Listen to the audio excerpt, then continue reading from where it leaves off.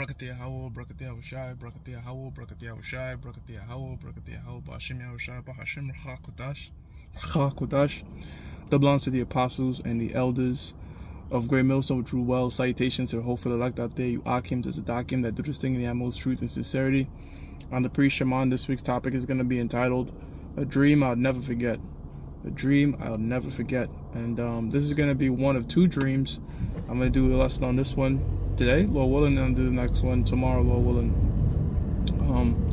It's pretty much two dreams I've had in the truth that I just always remember. And I'm going to say the dream, then we're going to go into some scriptures, you know. And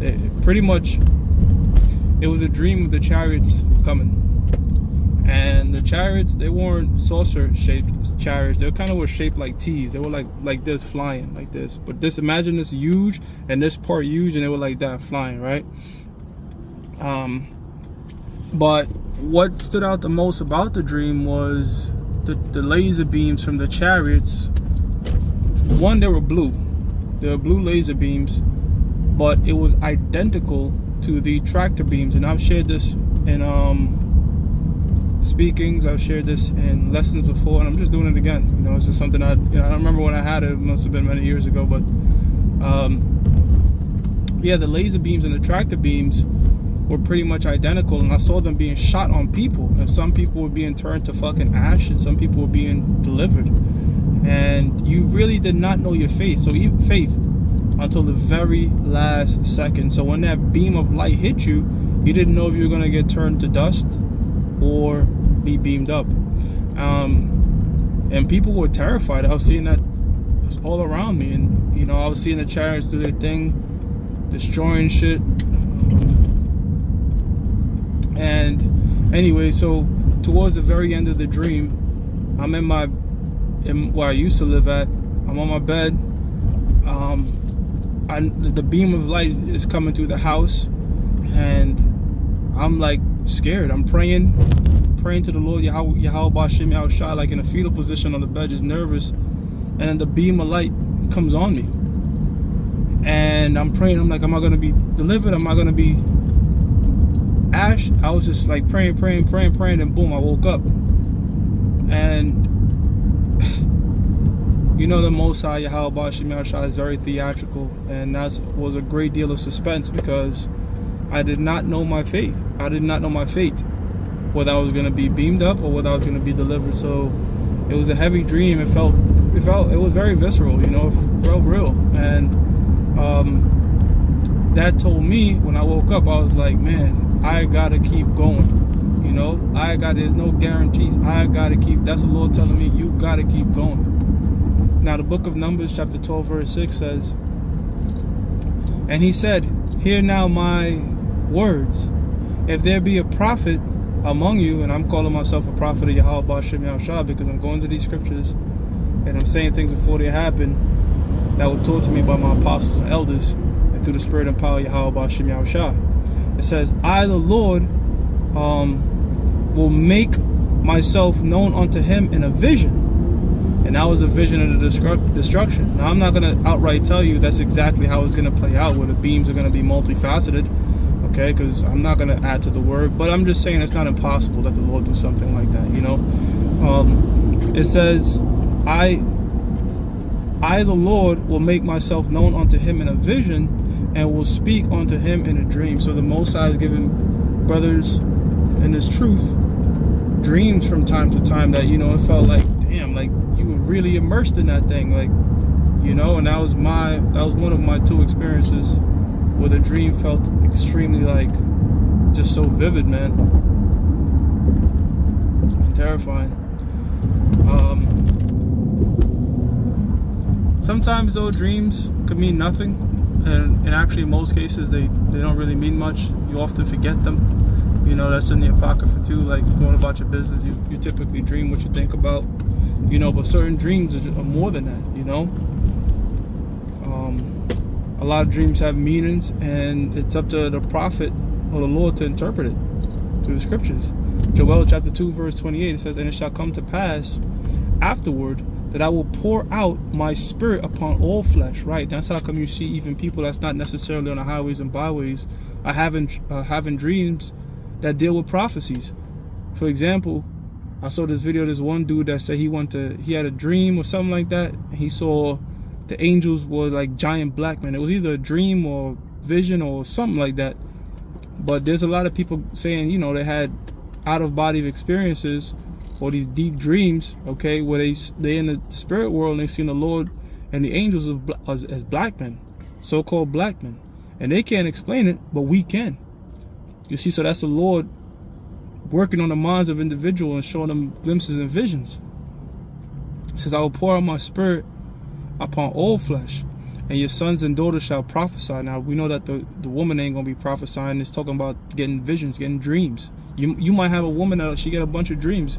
Brothers in their lessons where they don't really dream much in terms of prophetic dreams, but the woman might have dreams. And they come, yo, babe, you know, I had a dream people were getting chipped and shit like that. And, you know, she's not out there speaking, but she's telling you it now. Now, you know, you interpreted the dream. Now you could do a lesson on it. So that's the Lord really, you know, fulfilling that Joel, the 2nd chapter right there. So, you know, they have a dream about the RFID microchip. That's a prophecy in itself, because they're having dreams of things before it happened, being mandated. RFID microchip being mandated, which is the mark of the beast. It says, your daughter shall prophesy, your old men shall dream dreams, your young men shall see visions. Right? And like I said, these dreams that you're dreaming, not every dream is spiritual. A lot of times it's carnal. A lot of times also the Lord can have evil spirits overthrow a man's judgment in dreams. Because remember, the scriptures also say dreams lift up fools. You know, so if you have a dream and it's not in line with the scriptures, don't bank on that dream. If somebody told you, you know, I had a dream that the RFID microchip is not the mark of the beast, for example, well, that's you know, Ecclesiasticus 3:24, that's you being deceived by your own vain opinion and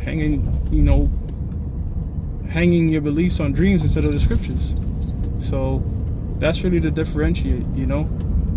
The book of Deuteronomy chapter 13 verse 1, just backing up my point, it says, if there arise among you a prophet or a dreamer of dreams, and giveth thee a sign or a wonder, and the sign or the wonder come and the sign and the wonder come to pass, wherefore he spake unto thee, saying, let us go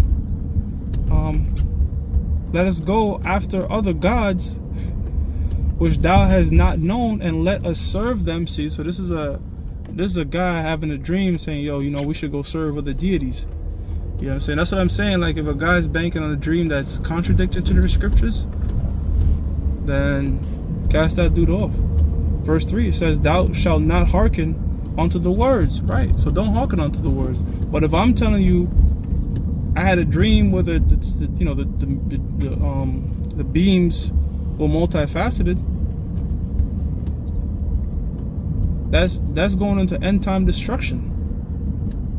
That's going into end time destruction. So I'm like, damn, you know, and it was, like I said, it was a scary sight, man. It says, thou shalt not hearken unto the words of that prophet or that dreamer of dreams. There's one dream that the apostle to always talk about with Nate, Bishop Nathaniel of the IUIC, that he said he had a dream that he lost the oil, but at the end he got it back.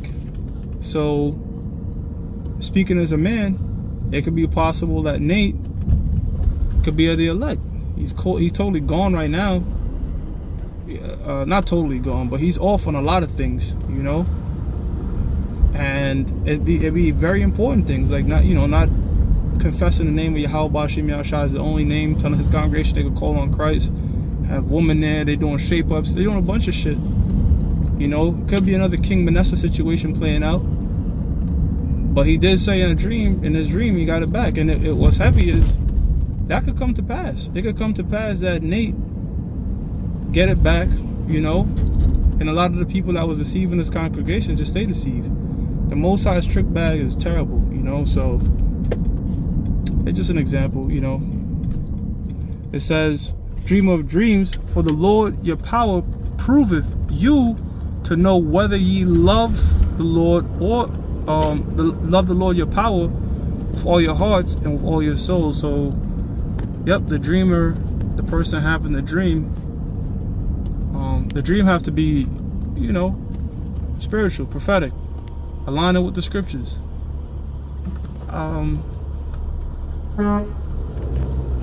This is the book of 1 Peter chapter 4, verse 18. It says, and if the righteous scarcely be saved, where shall the ungodly and the sinner appear? And the reason I'm bringing that out is because in the dream, the righteous was scarcely being saved. I'm talking about to the very last second. You really did not know, you know, which that's how the Lord does things. You know, the hero of the movie dangling on the cliff. He got 5 fingers and 4 fingers. 3, 2, 1. He lets go and then a hand grabs him from falling off the cliff. That's how the Lord really do things when it comes to delivering. He deliver you on the last minute. You know, the last second, because he, you know, theatrical. Some brothers say, like, you might even feel that heat a little bit when that destruction happens. I mean, time will tell, you know. We just pray that we make it to the very end, and we'll have these answers for certain in the kingdom, you know. 19, wherefore let them that suffer according to the will of the Most High commit the keeping of their souls to him in well-doing as unto a faithful creator. Right, so pretty much we gotta just endure to the very freaking end, man, because we don't know, you know. We don't know until we on them chariots, you know. And that's what that dream told me, man. You don't know till you're on them chariots, you know. Now, just to add up the point that the dreams have to be prophetic, that dream I was having was going back to the destruction we read about here. Isaiah 66 and 15, it says, for behold, the Lord will come with fire, and with his chariots like a whirlwind. That fire is talking about the laser beams. Okay, concentrated fire from what the world called UFOs, but these are IFOs. It says to render his anger with fury and his rebuke with flames of fire. And they were doing much destruction, man. Okay, and people were fucking afraid, terrified. Okay, the scary sight. 16, it says, for by fire and by his sword, okay, will the Lord plead with all flesh, and the slain of the Lord shall be many. You see, so in the book of 2nd Ezra, the 13th chapter, it speaks about the voice of the Lord, Yahushua. Only his voice spoke, and these men with multitudes were turned to ash.